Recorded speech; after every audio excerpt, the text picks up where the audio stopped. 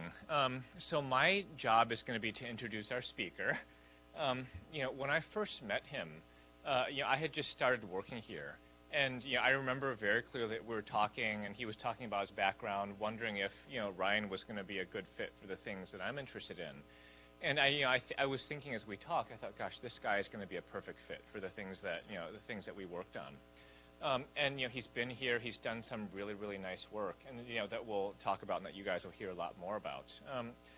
So briefly, Ryan grew up in the Midwest and was a University of Wisconsin Madison graduate, where he studied biology. After that, he spent a few years, doing basically production, type engineering, quality systems, with manufacturing, and then ended up here on the West Coast, where he got interested in biomedical informatics.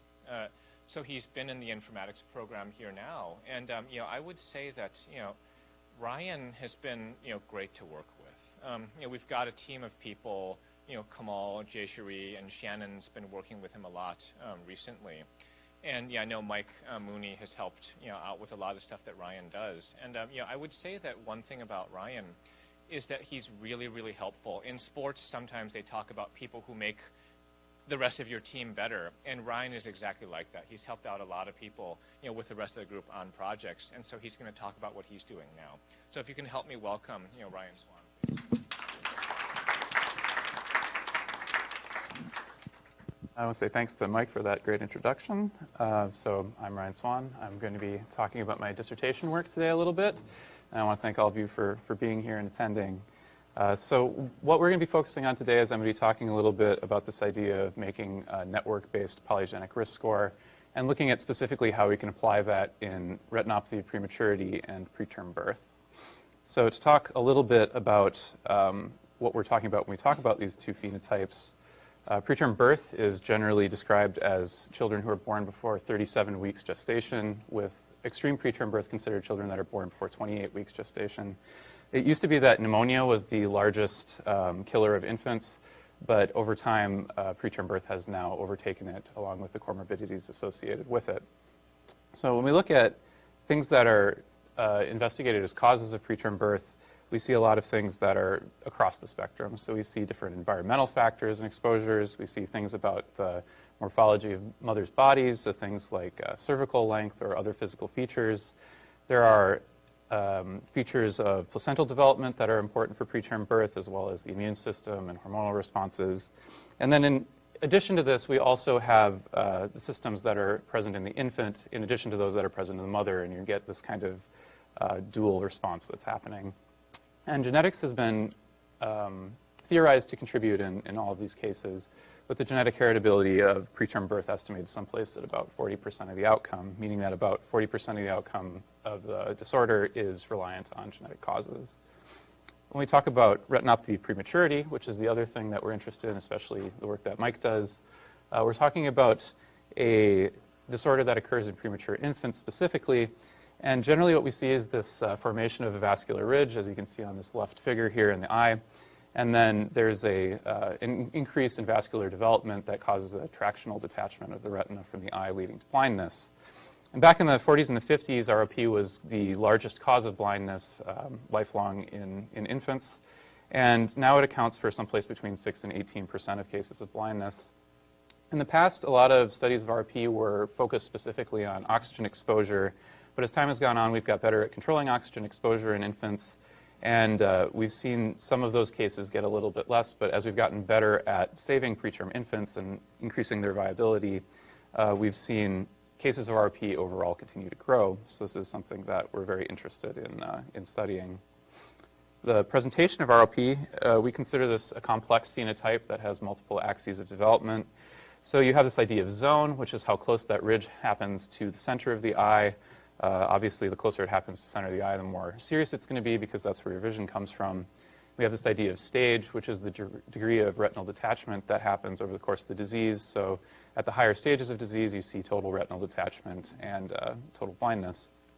We also have a couple of other ways of considering ROP, which involve these phenotypes of plus ROP and AP ROP, where plus ROP represents a version of ROP that happens with more venous tortuosity, so these twisty-looking veins like you see on the right. and then an aggressive posterior ROP, which is a faster progressing form of ROP where you see even more of that tortuosity and then more dilation of the blood vessels and leaky blood vessels. So that's considered a much more serious form of the disease. When we consider the causes of ROP, there are a number of genetic factors that have been looked into in addition to just considering environmental factors like oxygen. The most exhaustively studied of these is a factor called VEGF, which is vascular endothelial growth factor. But genetic studies into VEGF haven't really provided a smoking gun showing us that there's one particular mutation or group of mutations that's responsible for most of the outcome of the disease. And so researchers have looked at a number of different things. They've looked at things that are involved in inflammatory effects. They've looked at similar diseases like Norrie disease, which has a similar expression of a similar phenotype to ROP and a similar progression. They've looked at nervous development, so things like brain-derived neurotrophic factor, which is involved in development of nervous tissue like the retina, and then a whole host of other things, including other angiogenic factors.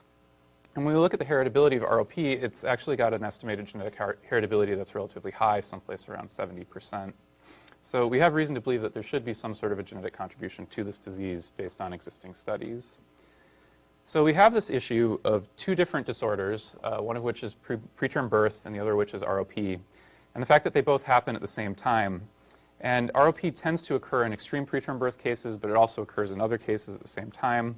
So it seems like these two things may have separate causes, but we want to be able to come up with a way of telling the difference between them, because at some level, it seems like we're looking at the same thing twice in some ways. We're trying to figure out which one of these things is causing, is one just a feature of the other, or are these two totally separate events? So this brings me to the idea of looking at polygenic risk scores. So polygenic risk scores are essentially a method of you want to be able to look at a population of people and then look at the DNA of those individuals, and based on what you see in the DNA, come up with some sort of a score that schedules these people between being very low risk and very high risk, or someplace in between. This figure is from a study into obesity, so you can see that you start with a bunch of individuals where you have no prior information on them, and then we look at their DNA, and based on things that we see there, we can give them a continuous score between being very high risk or very low risk for something like obesity. So what is this actual score when I talk about a score?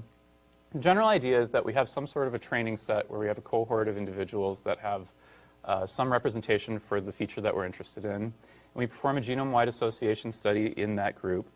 And then from that, we get a number of significance values and effect sizes, so things describing both the level of association that these things have and then the degree of effect they have on the outcome, linked to individual positions across the genome known as SNPs, or single nucleotide polymorphisms.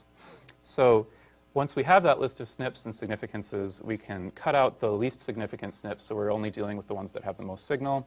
Then we can go through, and for each individual, we can see which of these they have, and then sum up the effect sizes for the SNPs that are present. So for example, here you might see the person on the left as having the lowest risk of achieving whatever outcome you're interested in, and the person on the right might have the highest risk. Normally, when we're doing this in individuals, you have either one or two copies of each of these, because of course you have two copies of your DNA. But here, just for simplicity, I'm just adding it up as if everybody only has one. So what we can do then is we can repeat this through a wide variety of individuals in a test set. And from that test set, we can arrive at some sort of a measure of fit that gives us an idea of how well our score performs at predicting outcomes. So these are going to be the general things I'm talking about when I talk about polygenic risk scores today. So polygenic risk is something that has been used recently a lot as we've gotten larger cohorts of individuals that have phenotyping in order to look into a wide variety of different disorders. We look at things like cardiovascular risk, height, schizophrenia, obesity, and then even more anomalous things like intelligence and educational attainment or addiction have been looked at using these scores. So despite their wide variety of applicability, there are some issues with PRS that make it more difficult to apply them widely to a number of different things. So the first off is that in general, these require larger sample sizes. Often, polygenic risk scores have performed best when we're looking at groups of hundreds of thousands of individuals, and there's some theorization that maybe you need millions of individuals to get the best possible polygenic risk scores. And because of this, we're limited to looking at common traits. So if there's a really rare disorder, it's difficult to form some sort of a polygenic risk score to predict their outcome, because you can't get a big enough recruitment of individuals to get that level of predictability. And then another issue with these is that we have problems when we consider the biological context that these scores represent, because really what we'd like to know is not just what is contributing to, or what a person's likelihood of achieving a disorder is, but maybe what systems are contributing to that, or if there are parts of the biological system that are having an outsized effect on their outcome. So we also see that there are problems with population differences. So if you build a score, for example, in a Caucasian population and then try to apply it in an African American population or a population of Asian descent, they don't translate as well as we would like them to. And this is a current challenge that we're trying to overcome. And then finally, the aggregate of all of these challenges is that we haven't been able to translate these into clinical utility yet. Generally, the amount of signal that we get back from a polygenic risk score isn't high enough for us to want to use it in the clinic to schedule people's treatments or to change the way that they're going to be treated medically. So all this brings me to the idea of bringing network context into the construction of these polygenic risk scores. So what we're interested in our first aim is just looking at a set of height phenotypes to be able to try and describe a method that we can develop of trying to bring this information in and then describe how that changes the formulation of the scores and the information that we get back from them, both for predictive ability and for capturing biological context. So if we're talking about preterm birth and ROP, why are we interested in height here? So height is a very well-described phenotype that's very easy to measure. There are a lot of data sets that have very high recruitment with a lot of individuals that have height data. And so this is a very good way to build our scores and be able to compare them to other studies that have been done in polygenic risk, because it's kind of a canonical feature that these have been done in. So in order to build our score, what we're looking at are a couple of data sets, one from a consortium called Giant Consortium that's looking at anthropometric data in a very large group of meta-GWAS. This is combining, I think, 75 or 79 GWASs together into one giant cohort of about 250,000 individuals. And that forms our training set that we're going to build our score in. And then we have this Michigan Health and Retirement study, which is around 10,000 individuals that are phenotyped for height as well. This is a longitudinal study of people in the latter half of their lives looking at disease outcomes, but we're really interested in the height phenotyping specifically. And then in order to build our network, we're looking at a couple of resources, one of which is the Ensemble database of gene positions, which gives us the location of a number of different genes throughout the genome so that we can map our SNPs to them. And then the string database of protein-protein interaction, which is a database of different proteins and how they talk to each other based on curated and predicted data. So the process of mapping our SNPs to genes, and I apologize, this is a little bit small, but basically what we do is we have a bunch of SNPs that are located. You could think of this as a chromosome or a stretch of DNA. And then using the Ensemble gene regions, we can line up which gene regions fit with which SNPs. And then we can filter the genes that we want to include based on some criteria. Here we're thinking about using network criteria in order to pull certain genes out. So imagine here that gene 3 doesn't meet our thresholds. We pull that out of the set. And then we expand our gene regions a little bit by about 80 kilobases in order to capture upstream and downstream effects that could be promoters or other things that cause these genes to act differently once they've been translated into proteins. So finally, what we end up with is we go through and we find the things that are assigned to these regions, and that set of SNPs comes through and ends up being part of our score, and the ones that are in between those groups do not make it through, and those are discarded. So our general workflow has two branches, one of which is this idea of early network context integration, where we look at the network first before we've even looked at the genetic data. And the other is this idea of late network context integration, where we're looking first at building the score and then using a network to pull apart that score after it's been constructed. The early network context method is the one I'm going to go into first here a little bit. So the general workflow that we're doing is we start out with a string database. We translate that into a data object that we can manipulate in Python in the package igraph. And then using that network, we can go through and we can look at different attributes. Here the example is connectivity. And we can identify nodes that are interesting to us. We can then prune back the network to just the nodes that we're interested in, and then find SNPs that map to those nodes and use those in order to create our polygenic risk score. So when we think about ways that we can use to construct a polygenic risk score, there's a number of different assumptions that play into this. And there's a lot of different ways that we want to consider and be deliberate about which assumptions we are addressing with each one of these models. So I'm going to describe 4 different ways that we constructed polygenic risk scores using network context, and then show you a comparison of how they performed. The first of these models is just the standard PRS. So this is our control. We're taking basically everything that we're given and then adding it into the model. What we do there is we basically take all the SNPs, regardless of whether they map to a gene region or not. We then go through and we do clumping for linkage disequilibrium, which is basically finding regions of DNA that travel together, and we pull out a SNP that's representative of that clump so that we're not getting a lot of signal from one set. And then we find the best fit threshold using software called Precise, which goes through and finds where we have the best significance threshold for predicting these SNPs, or predicting these outcomes. And then we take that model as our threshold and remove the SNPs that don't meet it. So this general workflow is what we're going to use for all of our scores, but just the first step of curation is what's really going to change between them. So the first score that's a tweak on this is the assumption that we want to say that genes are probably more biological than or biologically significant than non-genes.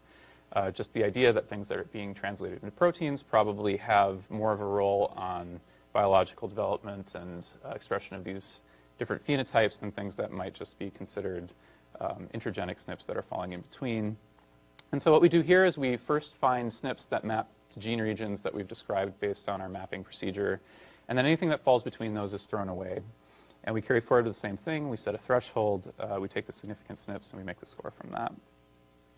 The next model is taking this a step further. So the assumption that not just that genes are important, but that perhaps the genes that talk to a lot of other genes are important. So here we're interested in this idea of degree connectivity. So we're looking at how many neighbors each one of these nodes has. So one gene might talk to one other gene, one gene might talk to 50 or 100 other genes, and we're saying that we think that maybe that 100 gene partner set is probably more important. So we're going to look at the top 50% of the nodes by degree connectivity, and we're going to pull those out and prune the network back and take the SNPs that fall into those regions and then construct our score from those. And then the final idea is this idea of a candidate gene polygenic risk score. So there are a number of candidate gene lists that are out there that are curated by clinicians, and our assumption here is that this clinician expertise should translate into better predictive ability. And in general, what we do is we go through and we find the genes that are described by these candidate gene scores, or candidate gene lists, excuse me. We select them on the graph, and we expand to the neighbors of those genes, and we take anything falling into these sets forward into the score that we build. So we have one issue when we look at height specifically, which is that height doesn't really have a well-curated candidate gene list that fits our purposes. And so what we wanted to do was to take some sort of a simulated candidate gene list for height. So what we did is we looked in another study that was similar to the study of we're building our score in that also came from the Giant Consortium. And we look at the top 500 SNPs by significant in that group, and we found genes that were associated with those SNPs. So the genes that those SNPs fell into, we selected those genes on our graph and their partners, and we carried that through to build our score. So when I'm talking about the height candidate gene score, just keep in mind that we're using the simulated one in this particular case. So when we're comparing these models, we want to pay attention to how they perform differently and whether they perform better or worse, and then by how much they perform better or worse. In order to do that, we're going to be looking at this, this measure of fit, so the fit to the test set that we've been able to calculate. So when we look at these 4 scores, they're laid out here from left to right, and you can see that the all SNP score does indeed outperform our network modified scores, which is interesting to look at because it seems that coverage is an important thing here. So there's been a lot of discussion around how best to build these scores, and in general, polygenic risk scores just take everything forward. And it seems that we're seeing that effect here. That said, on the right here, you can see the number of SNPs that are included in each one of these scores.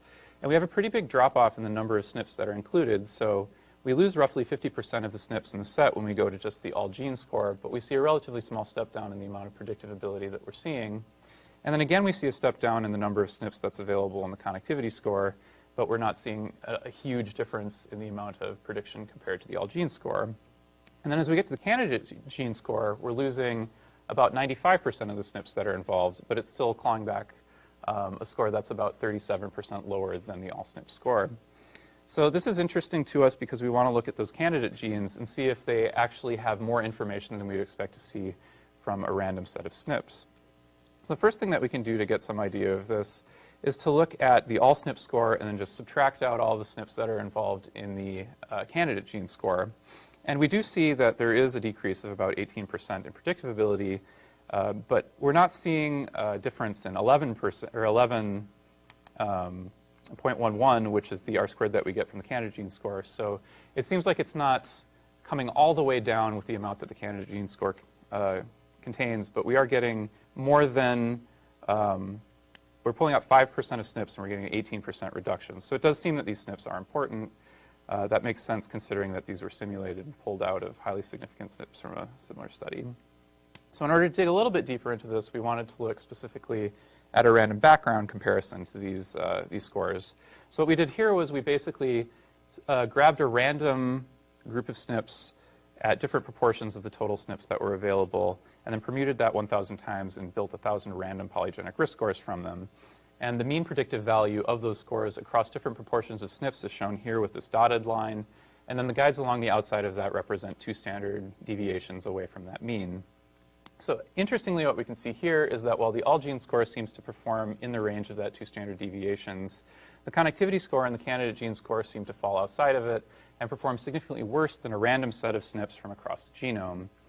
So this is very important to take into account because it really does seem that taking a random set of SNPs is useful here because you're getting, again, that large amount of coverage across the genome. So even if you're not getting the most focused group of SNPs, it seems that you're getting better performance than some of these network-based methods.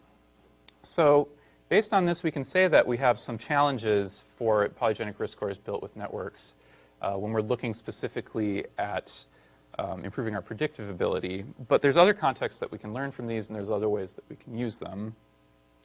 So we go back to this idea of an early context approach and a late network context approach. And here we're going to focus a little bit on this idea of building our scores first and then trying to pick them apart with these networks in order to get an idea of what's happening there biologically. So what we do in this case is we start off with our GWAS data and we build our polygenic risk score from that. We take that polygenic risk score data and we load it onto a network. And then we use module detection and we look inside of the modules that we find using enrichment analysis. And here we're using GSEA methods in order to find out if there are biological annotations that are enriched in those clusters. And I'm going to talk about 2 ways of doing this. The first way that we did this was to take those GWAS data and then load it onto the graph and then go back and prune it back based on what met the threshold of being included in a score. So only the SNPs that would have been continuing through to being an actual predictive SNP when we score people are included in this graph. And then we do module detection using the Louvain algorithm, which is a modularity optimization algorithm. And we take those clusters and we look inside them using GSEA in order to see if they're enriched, in this case, for gene ontology information.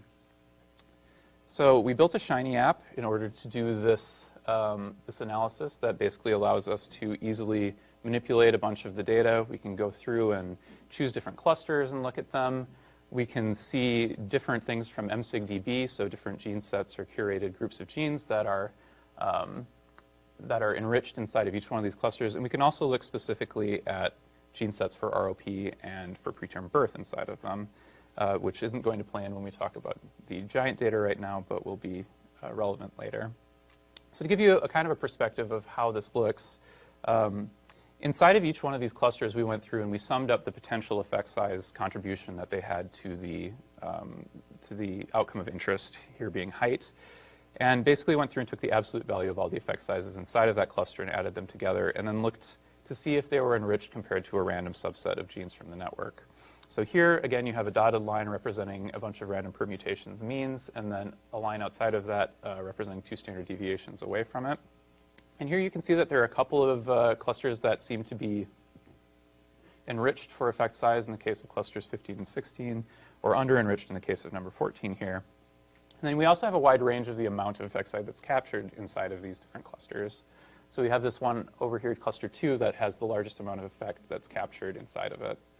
So what I'm going to do, just for brevity's sake, is to look at 15 and number 2 and give you a breakdown of what we see when we look at the gene ontology enrichment for terms inside of there. So cluster 15, which is the most highly enriched for effect size, we see a number of different processes that are represented here, a lot of cellular transport things, a lot of localization and protein transport. And then we also see an interesting group here in the middle where you see skeletal system development and animal organ morphogenesis coming up. I apologize if this is a little bit small. So that's something that's an interesting outcome for us, because when we're looking at height, you're interested in a lot of these growth phenotypes. You want to be looking for things that are systems that are involved in growth. And so at some level, it seems like we can pin that down to this part of the graph and say that it is contributing more of that predictive ability here. When we look at cluster 2, which was the cluster that had the most signal associated with it of all these clusters, we see a more diffuse group of features. So we see things that are related to chromatin silencing and other chromatin-related processes. And then, interestingly, we also see this group of processes that are related to head development and forebrain development and nervous system development. So again, we're seeing things that we can kind of extrapolate to being related to growth or being related to processes that would have an outcome of higher or lower height. The second way that we pulled apart these, the biological context of these graphs is that we use something called HotNet2, which is a pre-existing network analysis method that does something called insulated heat diffusion. So what we started out with here was we took the SNP data, we found the lowest p-value within each one of the genes and translated that to the negative log of that value, making it something that is a positive value, and then use that as a surrogate for heat. And then HotNet takes that heat and just sort of spreads it out across the network as if you have a bunch of little fires. And then you can look at which submodules HotNet detects that are enriched for that signal versus a random subgraph. So when we look at the subgraphs that HotNet2 returns for us, these are the top 3 performers. And interestingly, we do see that these are strongly enriched for things like growth factors. We see a number of skeletal and tissue development factors. And we see a number of things that are related to height-related diseases or morphology-related diseases, things like Marfan's disease. And this is a really powerful demonstration that there do seem to be subnetworks across the graph that are relatively small that are contributing some predictive ability to the way that we're able to predict these scores. So now that we've looked a little bit at how we can build some of these scores using network context and we can pull apart some of the biological information that's available, we want to get back to ROP in preterm birth and this idea of trying to separate these two very similar presentations of disease from one another and see how intertwined they are and if there's a way that we can use these polygenic risk scores involving network context to do so. So when we're looking at preterm birth and ROP, the data set that we're considering is this group from the Danish National Birth Cohort, which you'll notice is much smaller than the group that we were looking at for Giant. But it's one of the largest curated data sets in preterm birth that we can get our hands on. So this consists of 1,000 mother-infant pairs and 1,000 preterm mother-infant pairs and 1,000 full-term mother-infant pairs. And here we're considering just the infants from that group. And in addition to that, we have a preterm birth candidate gene list, which is put together by the folks at Brown University, which is called Database of Preterm Birth, or DBPTB. And then as part of the study, we also created our own curated gene list for ROP using literature review, which ended up being a group of about 125 genes that has previously been investigated or looked at in ROP. And what we're interested in doing here, since we don't have a good data set for the genetics of ROP, we don't have one that has enough ROP candidates in it to look at specifically, is we want to see how well, when we build an ROP candidate gene score based on our candidate gene list, does this predict disease in the preterm birth group? So we're looking to see if our ROP score predicts preterm birth, with the thought that if it is good at doing so, then that's some evidence that maybe these two disorders are strongly overlapping. So the way that we constructed our score was we took 75% of the data from the DNBC as training data. We built a GWAS from that set. And then we withheld 25% as our test set, which we did our validation for fit and seeing how well this performs at predicting. So taking that forward, here we have the same 4 scores that we built for the Giant data. But here you'll notice that we have 2 different R-squareds. One is for the Nagelkirche R-squared, which is what we were using for the Giant data, and one is the Lee R-squared, which takes into account the prevalence of the disease. So this is just 2 different ways of doing this score. But in general, we can see that there's a slightly different trend here, where the all SNP score seems to actually be the worst performer of the group. Again, we're looking at a very small amount of fit compared to the height values, which was someplace around 0.18. Here we're closer to 0.01, which is much lower. But you're seeing that the all gene score here is performing a little bit better. The connectivity score is performing relatively the same as the all SNP score, and then the candidate gene score is performing someplace in between. What gets really interesting is when we consider that score for ROP that we did, because it turns out that the ROP score actually does a much better job of predicting preterm birth outcome than any of the other scores that we built on this data. And this is also despite the fact that the ROP score has a very small amount of SNPs that's involved in it. So here it's the smallest number of SNPs, and therefore the smallest amount of coverage, but also doing the best job at predicting preterm birth, despite being built from a set of genes specific to ROP. So in order to dig into this a little bit more, again, we wanted to look at random background. Again, it seems that we're seeing most of these scores falling inside of that 2 standard deviations from the mean. This is interesting to look at because you see that you do actually see a decrease in predictive values include more and more SNPs in this random score. And our ROP score is still within those 2 standard deviations, but is doing much better than what we would have seen from any of the other scores that we've considered thus far. So it seems not to be significantly different, but we want to dig into that a little bit more just to get an idea of if there is anything inside of that that's of interest to us. So what we do then is we want to look specifically at the overlap between the candidate gene score for preterm birth and for ROP, because we want to have some sort of an estimate of how similar these 2 scores are to one another so that we can get an idea of where potentially this huge difference in predictive ability is coming from. And again, interestingly, we see that these 2 scores are pretty similar to one another. There's actually 91% overlap of the group of SNPs that's in the ROP score here, or sorry, the genes and therefore the SNPs that are in the RP score. And there's about 232 genes that aren't included in that set. So we want to drill down a little bit more into that group of 232 genes and see if there's something in there that's highly predictive of preterm birth. So when we look inside of that group of 232 genes, what we did here is basically we did the same cluster analysis that we did earlier of trying to go through and see that group of 232 genes as its own cluster, and then look at the raw amount of effect size that's available inside that cluster and apportion it to different genes and see what percentage of that outcome was from each one of the genes. So our largest performer by this metric is this gene USP6NL, which has been implicated in infant development and oocyte development, so that makes sense to us. And then these are just the next 4 genes in order from that group based on that criteria. So we're seeing genes that are involved in placental development, we're seeing things that are involved in genitourinary tract development, and things that are involved in ovarian cancer. So in general, this makes a lot of sense that these would be highly predictive genes that are associated with preterm birth. So the fact that these are occurring in that cover of the ROP genes that we've expanded to their neighbors seems to give us some idea that these 2 disorders are probably strongly independent, at least based on where clinicians have been looking for signal thus far. Again, what we can do is we can look at the score and what happens when we subtract out the SNPs that are in the ROP score. So here we start with the all SNP score, and then we pull out all the SNPs that are involved in the RP score to see what happens to our predictive ability. And you would assume that this would go down since these are highly predictive SNPs, but it turns out that we actually get about an 11% boost in our ability to predict based on taking these SNPs out of the score. And this is interesting because it seems to point to something else that might be going on under the hood here. There might be something to do with the correlation structure or how these SNPs that are associated with ROP directionally interact with this group, or we might be seeing some evidence of the fit with the test set here. So this is an interesting result to try and consider and see why we don't see a larger decrease in our predictive ability. So now I'm going to turn a little bit to considering what's going on inside of this group of preterm birth SNPs, again to see if we can describe some degree of where the biological information is coming from in these systems. And again, when we compare this to a random background, we end up with a couple of clusters that are enriched for signal, for effect size. And you'll notice again that this is a little bit less extreme in their enrichment. And then we have one cluster that's got much more signal than the rest in this cluster 13.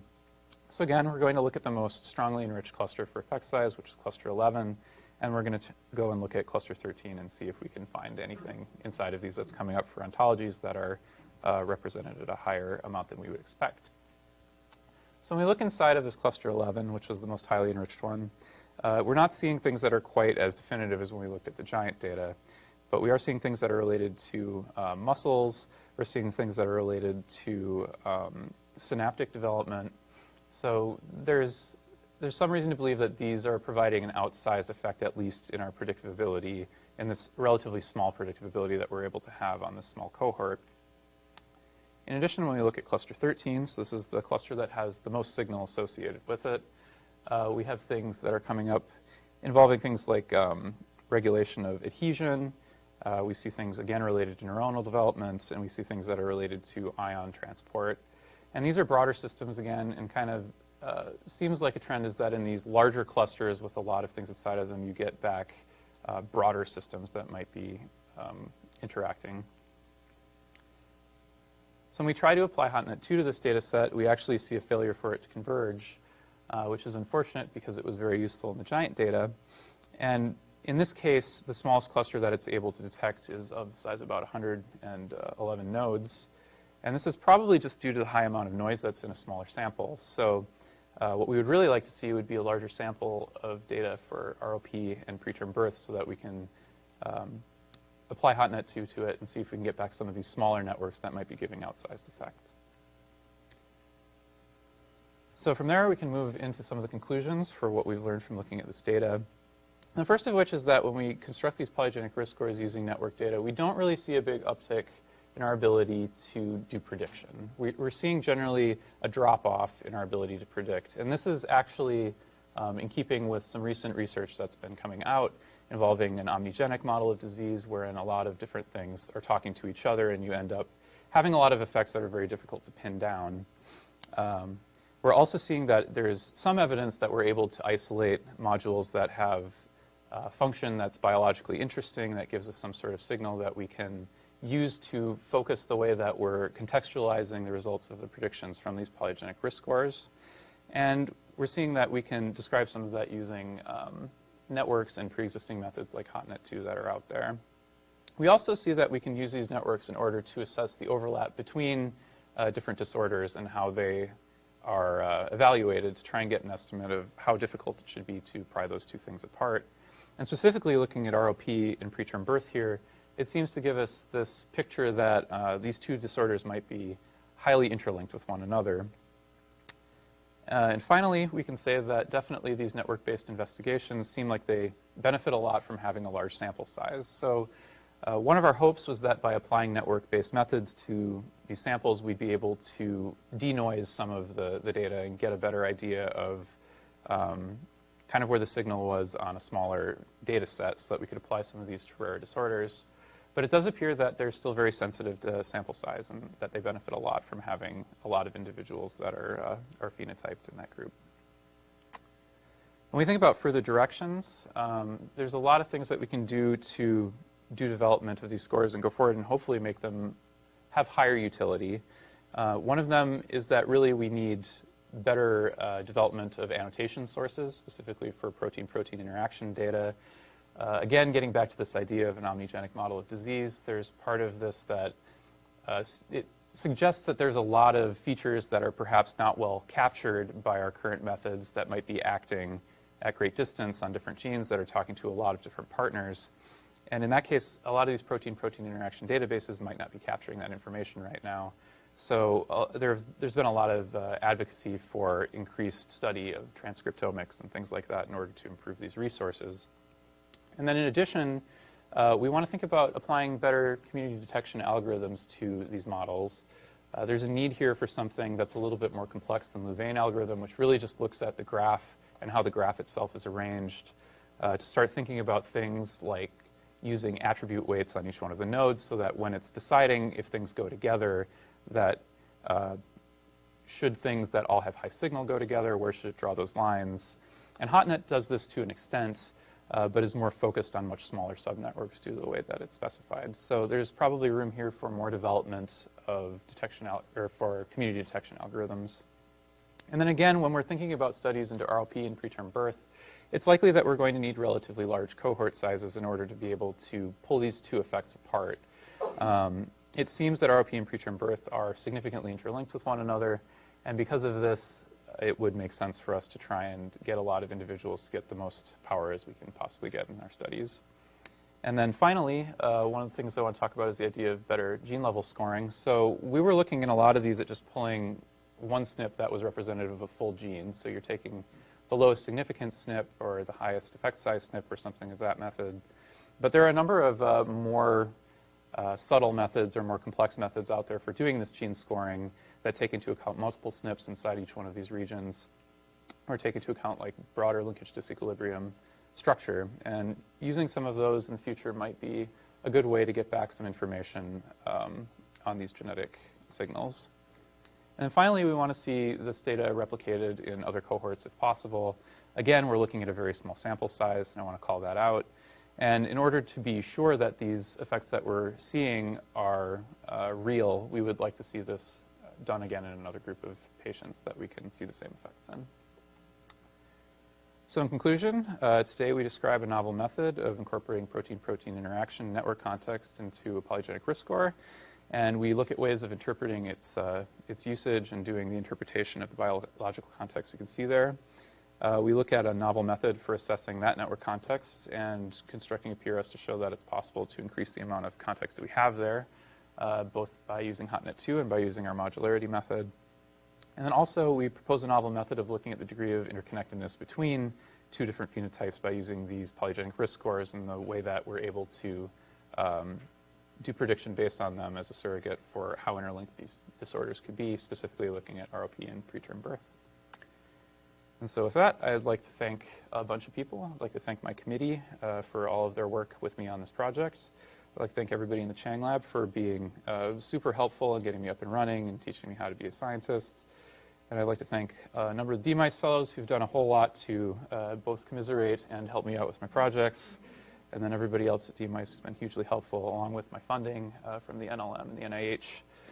And then I'd like to thank Brianna for hanging out with me and being with me through this whole process, and for my family for their support. So with that, I'll open the floor for questions, and thank you for listening.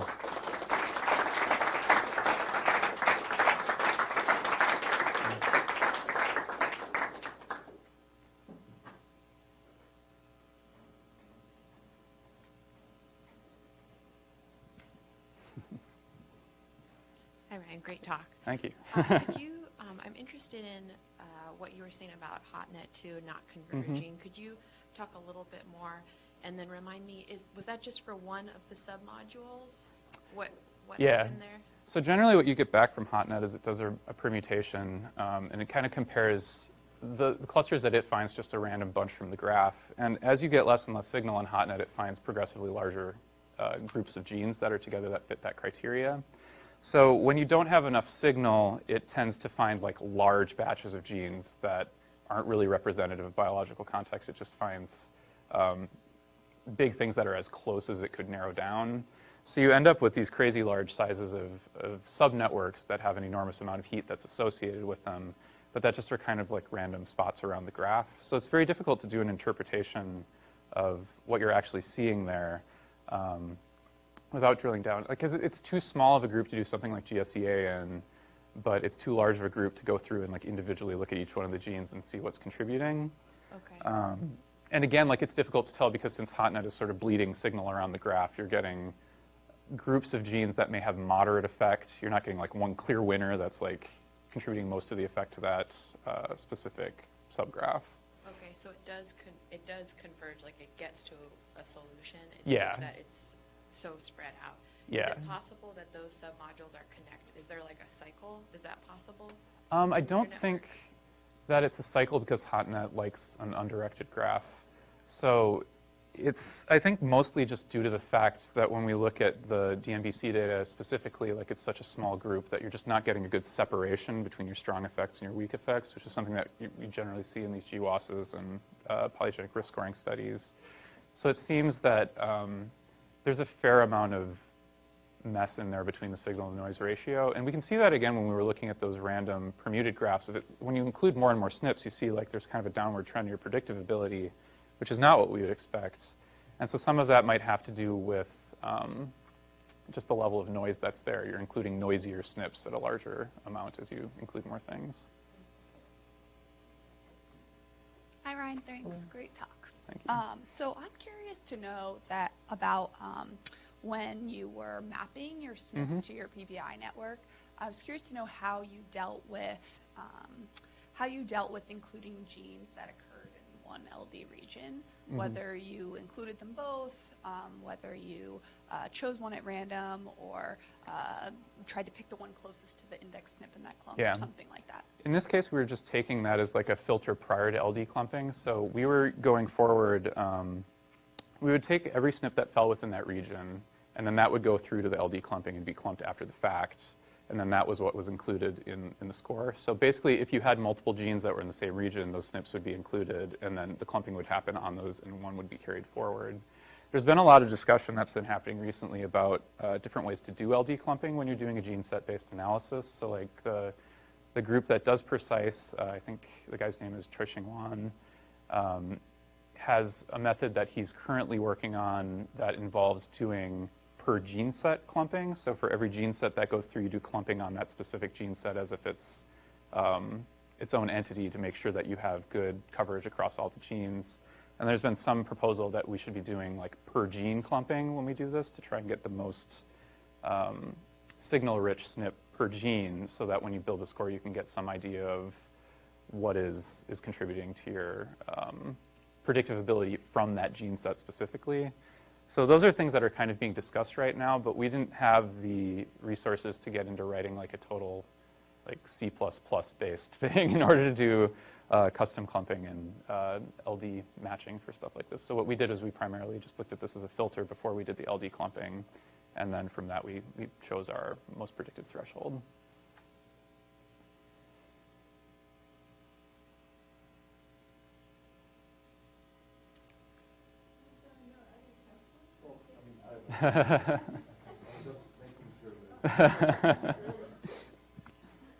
Yeah, so essentially, this is a good follow-up to the question that came. Could you go back to the slide, like before the, right before the late model, when you take out SNPs? I'm kind of wondering. Oh, you're talking about comparison between. For the ROP score, you mean this yeah, one? I guess this thing. So the thing is that when you say, for example, all SNPs minus ROP, what exactly does that entail exactly? So we start out with a full set of SNPs. We look at the SNPs that are involved in the ROP candidate gene score. So these are genes that are associated with ROP and neighbors of those genes based on our candidate gene list that we had. Right. And we just subtract those out from the full set. So it's the full set minus specifically those ones.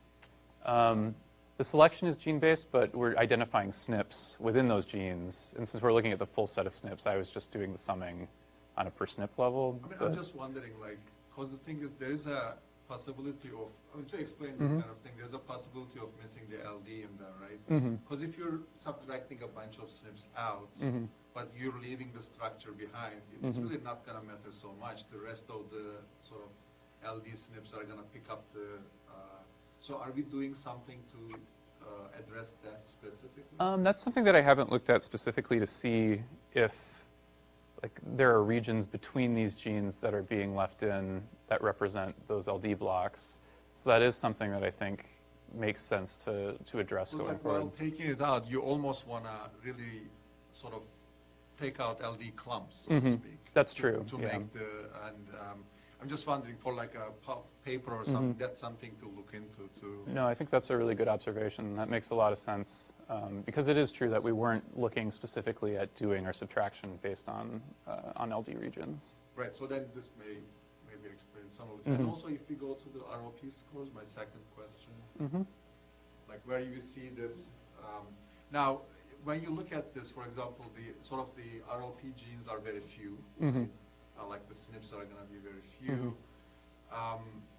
I'm just sort of like, this is like a general question, can you sort of think about this from model complexity or bias variance dilemma kind of setting? I mean, what makes you, how do you sort of understand these kinds of things within that model complexity context? Well, I could tell you that one thing that I worry about a lot is the size of our test set for this, because I think that when you're dealing with millions of SNPs and you're looking across these things, it's easy to think about overfitting your data to your test set.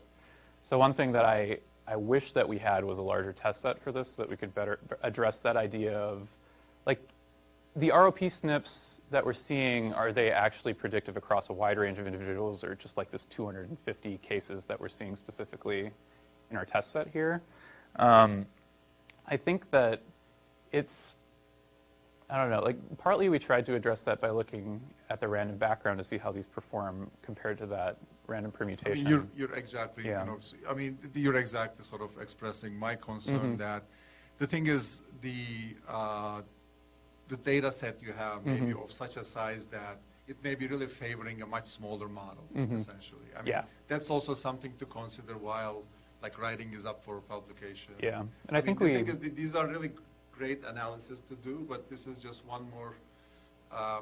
And there are some ways we can do another sort of, again, doing more of this essentially to see if that's really happening in terms of overfitting of the other sort of larger gene models. Yeah, I agree. And I think that, again, like, you can see that here in just like the degree of spread that you're seeing. So, like, as you get to smaller proportions of SNPs that are involved in the score, you're getting the most predictive scores randomly from that set. And so I don't know, again, if that's just because you're randomly hitting on things that are overrepresented in our test set because it's so small, or what the logic behind that is.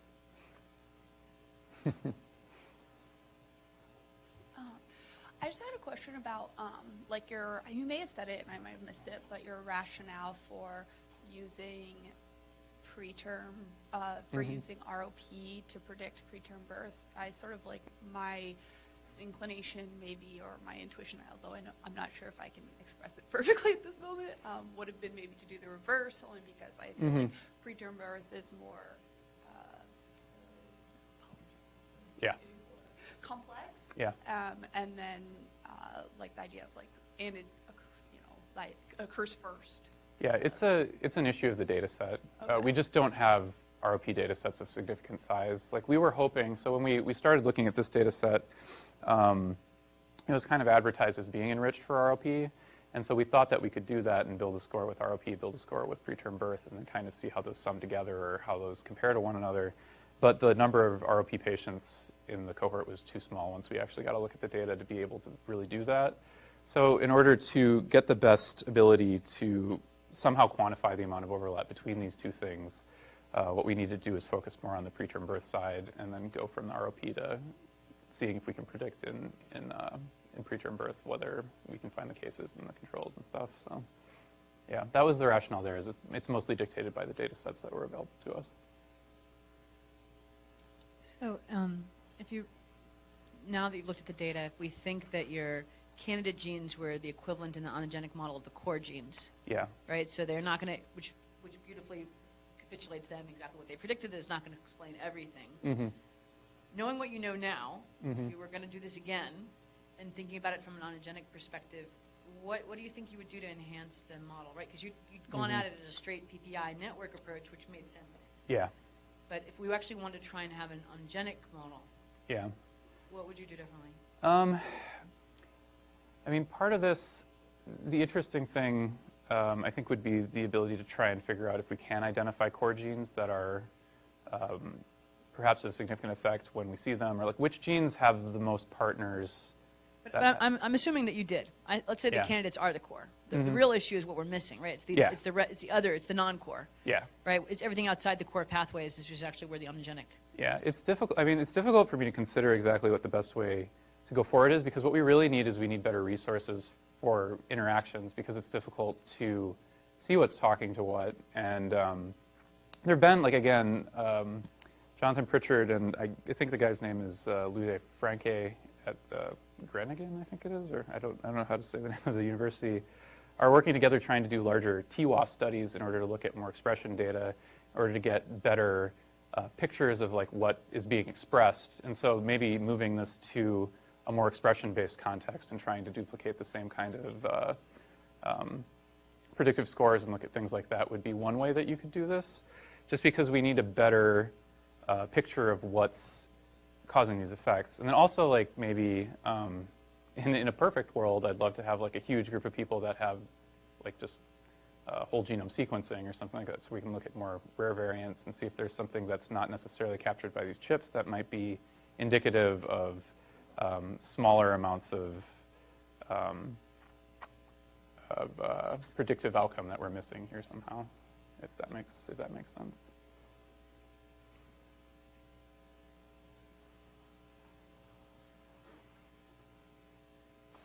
Right.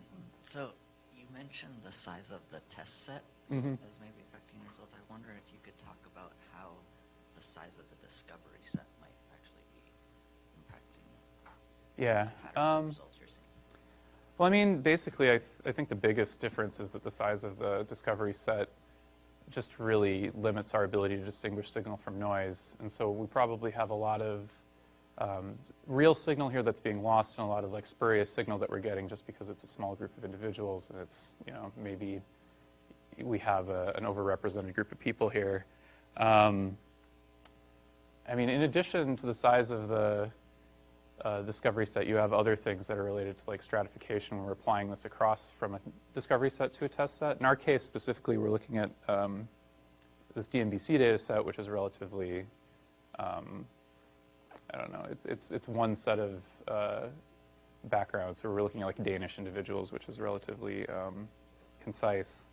But in the giant data set, there's been a little bit of work coming out saying that it's difficult to map across from your discovery cohort to your test data set if they're from different even like hospitals or different health systems or something like that, even if the stratification is relatively similar. So in giant, I think we also have that issue of looking at like the way that the giant study and the HRS study are different as well.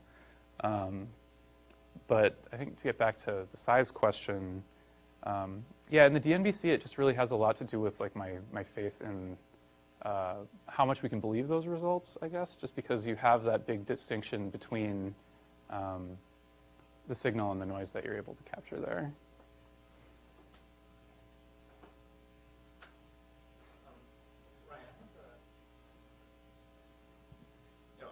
Great work. I have a question. A couple of questions ago, there was the issue that came up about specific aim 2, which was sort of the relationship between ROP and prematurity. And the question that you had grappled with, like a couple of years ago, was this question of, like, are people really at risk for ROP per se, or are they actually is it just a sequelae of being premature? And stepping back one step. A few years ago, you wrote this big genetics sort of paper, and one of the lines basically in the paper said that there are some babies who have low demographic risk, meaning they're pretty big, and low sort of clinical risk, meaning they're really not that sick. Low environmental risk, yet they still get bad disease. And so it's really this issue of prematurity versus ROP. And just based on what you've done, if you had to go back and look at that genetic paper, what's your take on, like, are there independent sort of genetic risk factors of ROP as distinct from, prematurity? Yeah, it's difficult to say because, I mean, I think as you'll remember from when we did that paper, there are a lot of studies that have been done in very small sample sizes. So a lot of these candidate gene lists are coming back from groups of 20 or 30 individuals that had like one single SNP that was being investigated, 15 or 20 years ago when our ability to investigate a lot of these genetic causes wasn't as complex as it is now.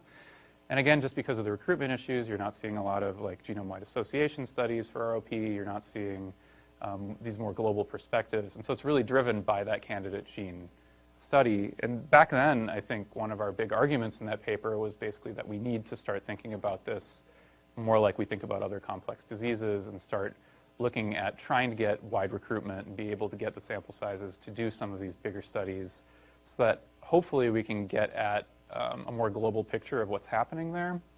Because really, as it's been done so far, it does seem that a lot of the genetic investigation of ROP has been driven by like investigator intuition and the idea of things that are associated with these disorders.